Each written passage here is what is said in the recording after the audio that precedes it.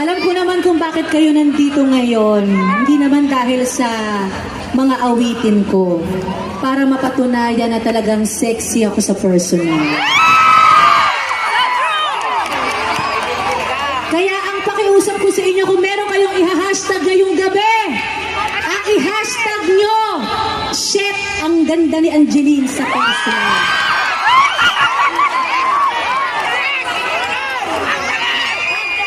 Huwag niyo kalilimutan yan mamayang gabi ha. Lahat ng magtatag sa akin sa Instagram, ire-repost ko yan na may kasamang heart, heart, heart, heart. Anong hashtag natin? Hashtag shit! Lagyan mo lang sa personal, shit ka naman eh.